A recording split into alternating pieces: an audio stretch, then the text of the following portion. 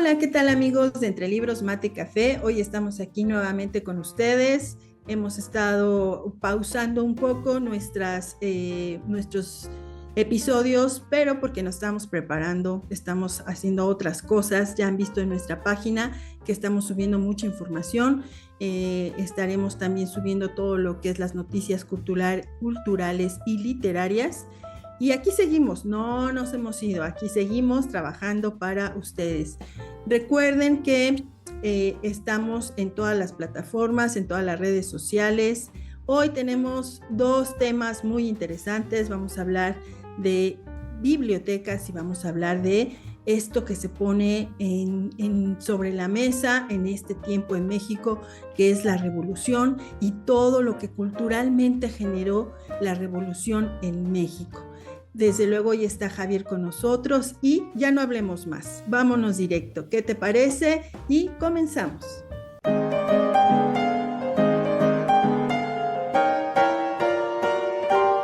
Bienvenidos a Entre Libros, Mate y Café con Laura y Javier Estrada. Entre Libros, Mate y Café advierte que las opiniones vertidas en este podcast son de ávidos lectores a quienes les encanta opinar de lo que leen.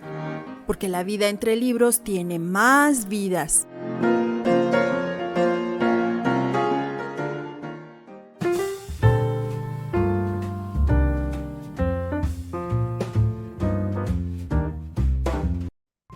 Javier, ¿cómo estás? Hola, hola. Pues muy bien, con el gusto de siempre de estar otra vez charlando de los temas que nos interesan y que nos gusta compartir con todos los amigos, ¿no? Hoy yo creo que temas interesantes. Efectivamente se acerca la revolución, un aniversario más de esa gesta heroica de inicios del siglo XX, pero con tantas cosas buenas, más cosas buenas que malas dejó, finalmente. Es correcto, Javier. Yo creo que, bueno, como todo las cuestiones históricas y sobre todo de cambio tan grandes como es una revolución, siempre trae aparejado cosas buenas y cosas no tan buenas, pero al final del día, hoy por hoy, somos resultado de todo lo que a lo largo de la historia de México ha venido sucediendo y la revolución, claro que fue importante. Hay quien cuestiona si realmente hubo un cambio de fondo o solamente fue un estallido social. Pero bueno, para eso están los especialistas. Nosotros vamos a hablar un poco más acerca de lo que sería lo que generó en la cultura, en la literatura. Pero también, Javier, quisiera que habláramos un poco acerca de esto que acaba de suceder hace algunos días, que fue el Día de las Bibliotecas, Día Internacional de las Bibliotecas. También estaremos platicando acerca de el por qué ese día, qué acontecimiento marcó este suceso y desencadenó que habláramos de las bibliotecas. Javier, ¿por cuál tema quieres empezar? No, pues, híjole, los dos son interesantes, pero bueno, yo creo que lo de Sarajevo es lamentable, ¿no? Pensemos en toda aquella información que se pierde, Sí. como lo que pasó con Alejandría. Pero bueno, finalmente a veces las personas no piensan igual, ¿no? No entienden que el acervo cultural en una biblioteca representa la historia de la humanidad y de los mismos pueblos, ¿no? Como dice aquel viejo refrán, aquel pueblo que no conoce su historia está condenado a repetirla. Pero realmente, híjole, a todos los que amamos los libros, híjole, qué feo se siente. Así es. De hecho, bueno, a mí me gustaría poner en contexto a las personas que nos escuchan, por qué se celebra el Día Internacional de las Bibliotecas. Bueno, pues el hecho es que en 1992 la Biblioteca Nacional de Sarajevo quedó totalmente en ruinas debido a un conflicto bélico de los Balcanes. En 1992 la biblioteca pues fue destruida. Hay una imagen que circula y ha circulado mucho tiempo acerca de esto, que es aquella donde el músico Vendran Smailovic, espero haberlo dicho bien, está tocando su violonchelo ahí en medio de todas las ruinas que quedaron de esta biblioteca que en algún momento fue casa de gobierno en el siglo XIX. Y bueno, pues ¿por qué uno se preguntaría por qué atacar una biblioteca? ¿Qué podía haber en esa biblioteca que ocasionó que la atacaran? Normalmente se atacan puntos estratégicos de economía, militares, etcétera, pero una biblioteca. Entonces, esto se dio porque su arquitectura era una arquitectura que incorporaba elementos de tradición árabe y oriental. Y había también algunos nacionalistas radicales que no estaban de acuerdo en que desapareciera o que se mezclara esto de las cuestiones orientales y también árabe. Así que decidieron pues destruirla porque no estaban de acuerdo en que se mezclara toda su historia y su bagaje del imperio persa con lo nuevo, con lo árabe. Entonces, aquí lo que vemos que esta biblioteca fue víctima de la intolerancia, de la intolerancia que hoy en día seguimos viendo, seguimos padeciendo, y que todo lo que se perdió ahí de acervo cultural por un, perdón, pero a mí me parece que fue un absurdo. Yo como mexicana estoy de acuerdo y desde luego que defiendo mis tradiciones, que defiendo mis símbolos, los símbolos prehispánicos, los símbolos de la colonia, etcétera, ¿no? Pero no por eso, bueno, pues vamos nosotros a dejar de apreciar lo anterior, lo nuevo, como decía en un principio. Todo lo que hemos vivido y hemos pasado conforma lo que ahora somos, incluso como personas, como individuos. Todo el bagaje, toda la historia que traemos desde niños nos ha conformado, nos ha hecho ser lo que somos, Javier. Y digo, finalmente es muy respetable todas las creencias y las tendencias políticas, sociales, estoy de acuerdo, pero hay cosas que sí me parece que son acervo de la humanidad, no es patrimonio de nadie en especial. Me parece que las civilizaciones se desarrollaron, nos llevaron hasta donde estamos y como que es absurdo, ¿no? Cuando en la guerra del Pérsico con Saddam destruyeron ruinas que tenían miles de años y eso es lo que no se vale. Eh, Repito, ¿no? Es muy lamentable que este tipo de cosas sucedan, ¿no? Con el respeto que merecen cualquier creencia y demás. Pero el, lo que lleva el ir acumulando esa información en una biblioteca, irla clasificando, y de tanta gente que también va y la usa y con gusto se sientan a leer un libro. Además, me parece que la biblioteca es una de esas cosas, uno de esos lugares que nunca deben morir, ¿no? Por mucho que tengamos la situación digital y los medios de comunicación actuales, híjole, una biblioteca es una biblioteca, ¿no? Así es, Javier, porque además es un punto de reunión. También amigos que son asiduos de nosotros, de nuestras redes, hay por ahí en una publicación de un aparatito ahí antiguo que está en la Biblioteca Palafoxina en Puebla, donde se pueden estar leyendo y consultando varios libros a la vez. El ingenio que había, porque es un lugar donde se busca el conocimiento, donde se hacen estudios, donde se genera información y se comparan textos. Entonces, además, hay bibliotecas hermosísimas, Javier, como la que ya decía, la Palafoxina, que yo también tuve la oportunidad de conocer ahí en Puebla, que es hermosa, hasta el olor a la madera, el olor a los libros antiguos. Y también tú conoces, pero muy, muy bien, la biblioteca de la UNAM. Como no, híjole, es uno de esos lugares, cuando los que no la conocen, tanto en la Ciudad de México como que van de fuera, vayan a verla, de verdad es un lugar fascinante, fascinante. Lo que decía Laura, el olor, y ves ahí los anaqueles llenos, repletos, de verdad da un gusto, porque además se seguía manejando ese formato de guardar silencio, bla, bla, bla. Híjole, de verdad esa es una de las bibliotecas. Acá en Guadalajara tenemos la Juan José Arriola, que es más o menos reciente y de verdad está muy, muy bien. Hoy por hoy, aparte de las bibliotecas, han hecho lugares, espacios para niños, de modo que se empieza a interactuar, ¿no? Se empieza a hacer un formato diferente, no solamente tan académico, si lo queremos ver así, sino que hay ya dentro de las mismas instalaciones, hay pues muchas cosas que hacer, ¿no? Para toda la familia, para los niños, etcétera. Y esa es una buena forma de que los niños Así es. se acerquen a los libros. Sí, las famosas ludotecas también, que es donde los niños tienen acceso a libros que pueden colorear, dibujar y todo eso, que pues padres que tienen hijos pequeños ocupen esos espacios, porque es una manera de, muchas veces nos preguntan, ¿cómo puedo hacer que mi hijo empiece a leer?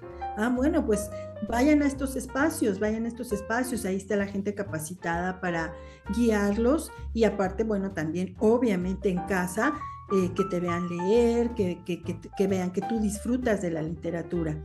Y bueno, también yo me acuerdo, Javier, que bueno, yo estudié en el Colegio de Ciencias y Humanidades de Azcapotzalco y ahí había una sección de cubículos donde tú podías pedir tu material y acceder, por ejemplo, si ibas a hacer un trabajo en equipo, ahí tenías un espacio donde podías discutir, donde podías comparar textos, donde podía uno generar el trabajo que iban a entregar. O bien si tú ibas solo y necesitabas ese absoluto silencio, concentración y mucho más espacio para que en una mesa pudieras poner todos tus libros, ahí estaban esos espacios y yo los disfrutaba mucho. Yo terminaba, había días que mis clases terminaban a las 9 de la mañana, pero yo no me iba, yo me iba a la biblioteca y ocupaba esos espacios para hacer mis tareas, ¿no? Porque pues siempre fui un poco nerd, pero bueno, pues son espacios que hay que disfrutar, Javier, que están llenos de historia, que se conoce mucha gente, que además pues es inspirador también, ¿no? Cuando vas viendo la sección de ficción, de, no sé, de alguna especialidad, arquitectura, X o Z, y ves todos los títulos, incluso hay quien se inspira para poder escribir, para generar algún nuevo contenido. Y no, yo fui al mismo colegio, pero en Naucalpan. Y es verdad, son pasos muy padres. Ahí puedes hacer muy bien tu tarea, ¿no?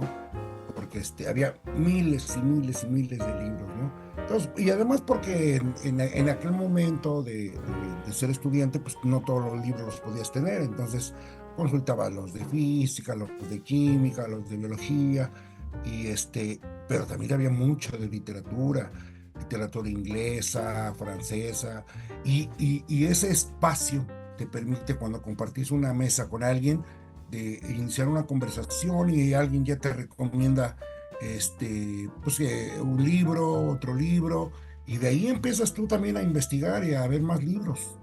Y eso Es cierto. Cierto, fíjate que también ahora las bibliotecas se han abierto y se han vuelto espacios culturales. Hay algunas que tienen incluso programas donde se presenta alguna conferencia, alguna presentación de libro, se presenta algún solista, alguien que toque música, lectura de algún libro. Y aunque hay gente que se queja, porque pues por excelencia las bibliotecas son un lugar de silencio para poderse concentrar y leer, pero a mí sí me agrada la idea de que estos espacios, o sea, también hay librerías. En México tenemos librerías, cafebrerías y librerías que ya incluso tienen una zona de restaurante, tienen zona de presentación de libros, música, monólogos.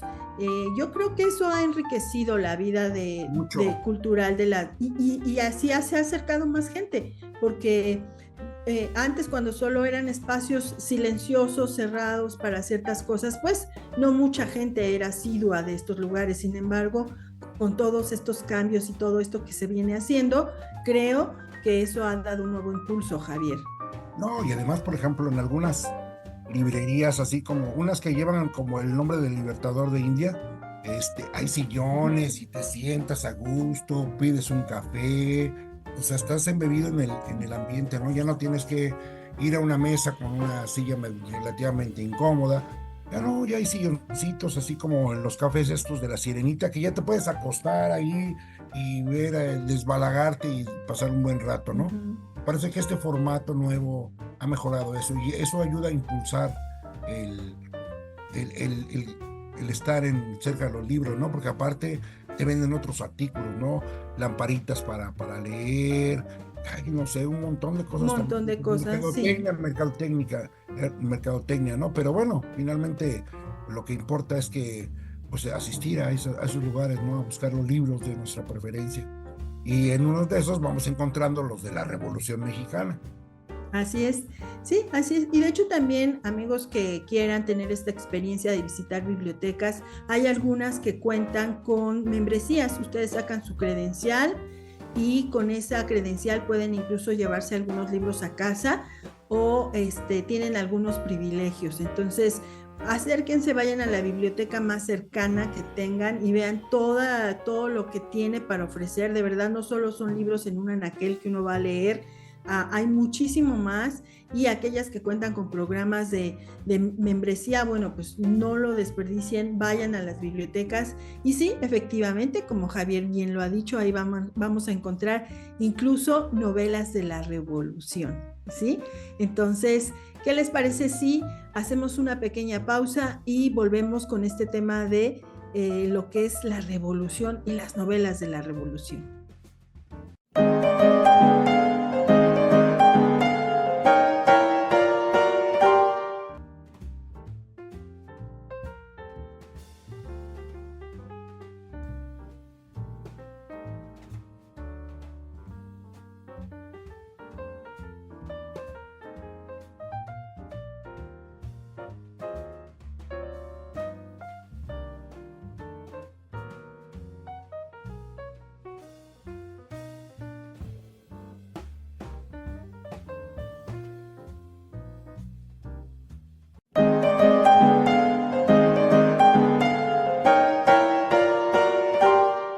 Pues estamos aquí de regreso. Espero que este corte haya resultado interesante para ustedes y que, bueno, ya tengan su libro, ya tengan Niña Linda, Despertares y Fantasía en su biblioteca, y si no lo tienen, ya vieron cómo adquirirlo.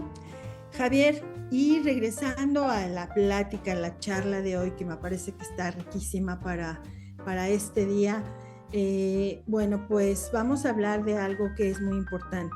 Noviembre. Noviembre en México está rico culturalmente, empezando porque 1 y 2 de noviembre, bueno, pues es toda esta explosión cultural que viene con lo del Día de Muertos, pero también es un tiempo de conmemoración de algo que fue la Revolución Mexicana, con sus polémicas, con su historia, con sus personajes, hombres y mujeres, que hicieron posible esta cuestión de la Revolución Mexicana.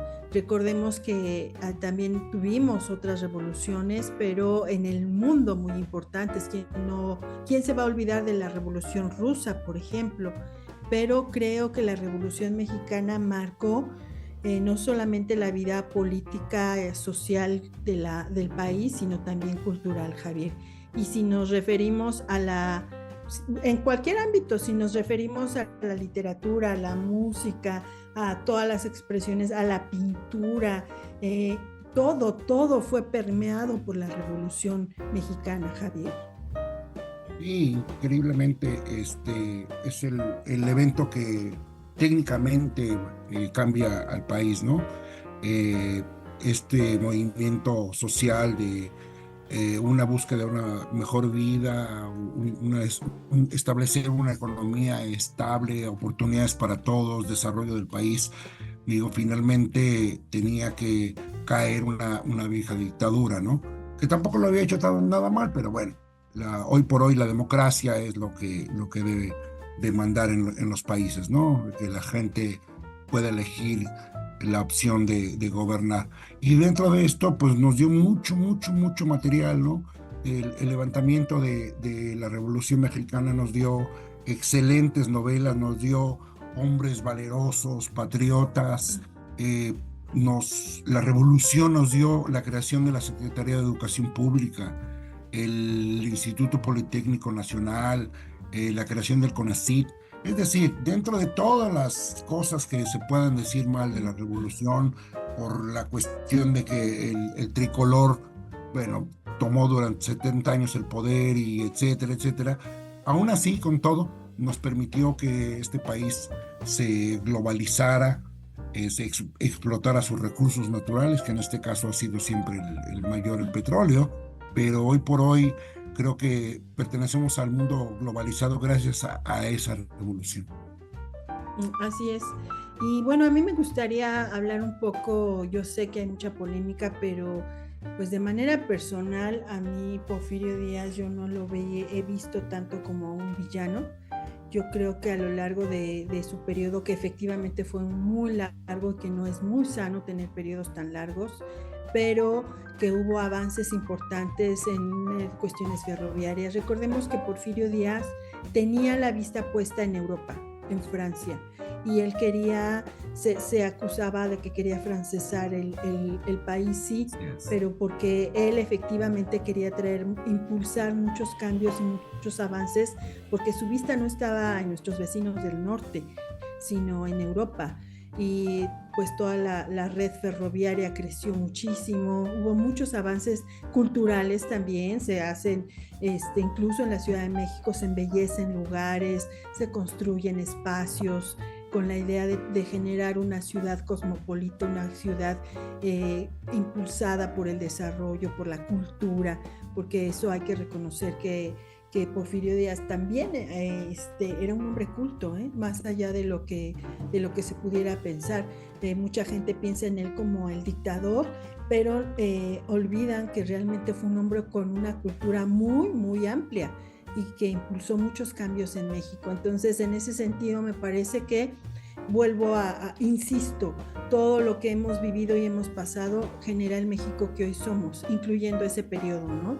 Donde se volteó mucho hacia la cultura, hacia los avances y bueno, pues inevitablemente tenía que llegar el cambio, ese cambio también pues que tuvo generado por un estallido social, pero que además enriquece la vida del país, ¿no? Tenemos figuras, Javier, como la Adelita, por ejemplo, que es una figura que hay que rescatar.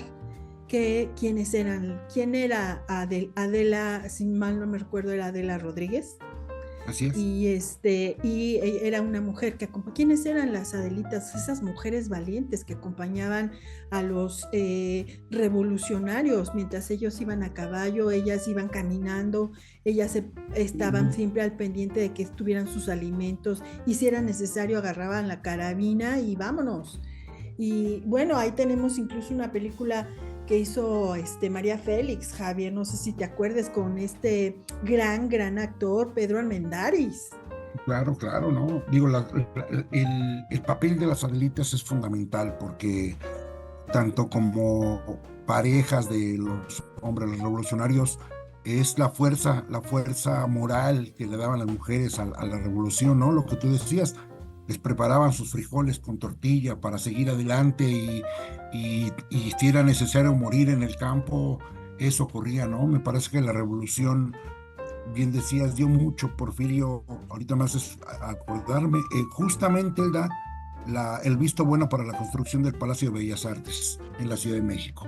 Contrata al arquitecto Adamo Boari y ahí lo tenemos como una de las cosas que nos dejó un legado de don Porfirio, ¿no? El Es mismo cierto, paseo muchas de la cosas, Reforma. el paseo de la Reforma, muchas cosas, ¿no? Digo, no era sano que una persona estuviera tanto tiempo en el poder, como lo hemos visto en otros países actualmente, ¿no?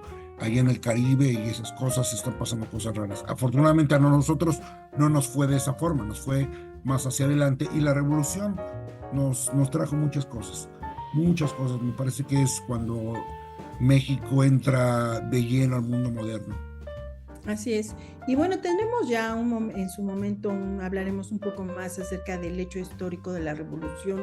Hoy me gustaría platicar mucho más acerca de los eventos culturales alrededor de la revolución, como es la pintura, por ejemplo, que después grandes muralistas retomaron esa época, y también los novelistas, ¿no? Grandes, de hecho es un género como tal, la novela de la revolución, que afortunadamente, y espero que todavía en los programas escolares se estudia desde el nivel secundaria toda esta parte de la literatura mexicana que es la novela de la revolución, Javier.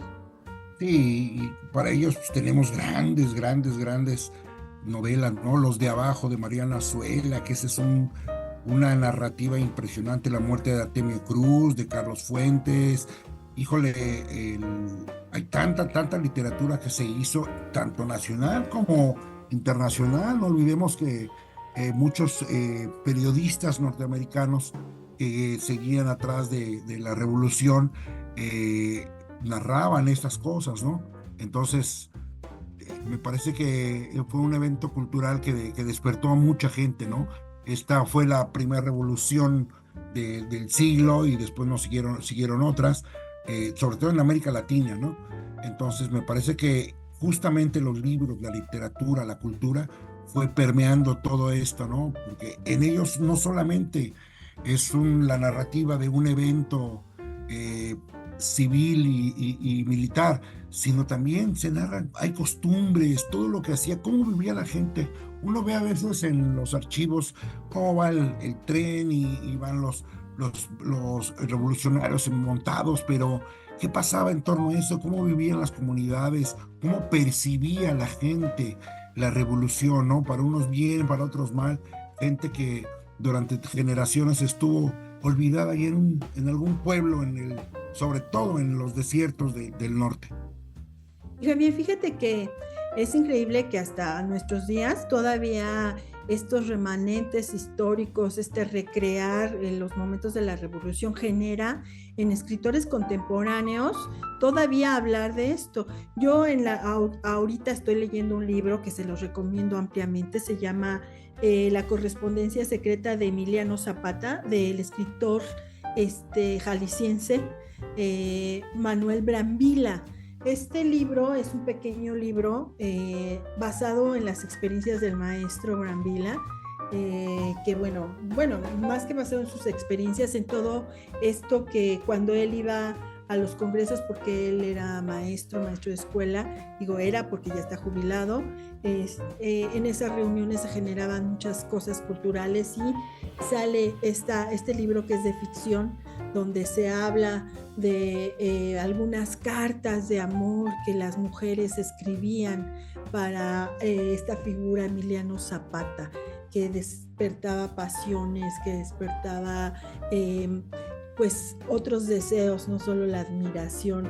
Y les voy a leer un poquito de lo que dice aquí. Dice: el autor del presente libro se atreve a incursionar no solo en el imaginario colectivo, sino que hace un salto a los sentimientos del hombre, domador de caballos, de carácter invencible, de visionario y con arraigo a su gente y a su origen, que al leer correspondencia hasta ahora perdida y encontrada por Manuel Brambila, nos permite ver y sentir al humano, que aunque hace 100 años de su asesinato, hoy por hoy se identifica con el varón de todos los campos, de todas las injusticias y de todas las incertidumbres. Esto es parte de lo que comentó Martorell cuando se escribió este libro. Entonces, hay literatura que se sigue haciendo actualmente acerca de la revolución, porque pues digamos que está relativamente cercana a nosotros. Y bien lo decías, además tuvimos por 70 años un partido hegemónico que nos dejó ahí presente que este suceso, todo lo que pasó por estos momentos, ¿no? Entonces, bueno, pues como les decía, es importante este suceso y sobre todo en la literatura. Javier, también hay grandes pintores que me gustaría que hablaras acerca de ellos, bueno, que nos dejaron reminiscencias de este suceso. Claro, pues tenemos, a los tres grandes muralistas, ¿no? Que vienen muy permeados de la revolución: Rivera, Siqueiros y Orozco.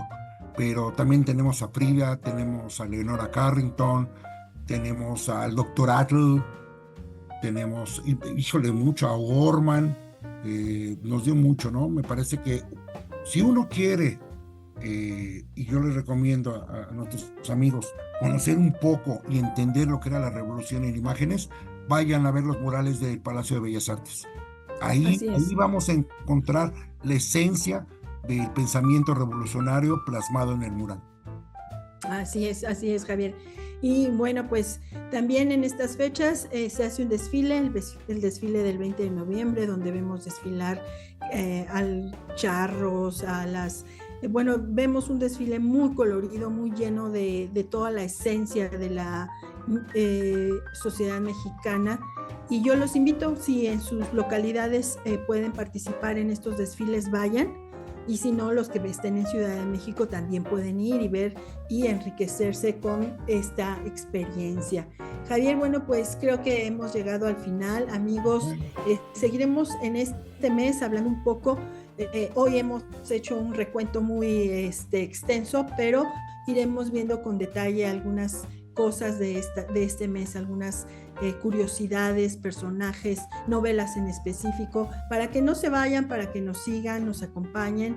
Y bueno, pues Javier, te agradezco, nos despedimos. Bueno, siempre un gusto estar aquí. Muchísimas gracias. Nos vemos a la próxima. Bueno, pues muchísimas gracias a Dani, que hoy estuvo con nosotros y que seguramente seguirá estando con nosotros. Amigos, para que nosotros podamos seguir y haciendo esto y continuar con esta labor, que aparte que la disfrutamos y nos encanta, lo que más nos encanta es poderlo compartir con ustedes. Ahí donde vean nuestras publicaciones, pues van a aparecer que pueden ustedes darnos algunas estrellas, algunos donativos, y todo será bienvenido para poder seguir haciendo esto que nos encanta y que esperamos que ustedes también quieran que sigamos con ustedes. Muchísimas gracias. Gracias. Y recuerden que la vida entre libros tiene más vidas.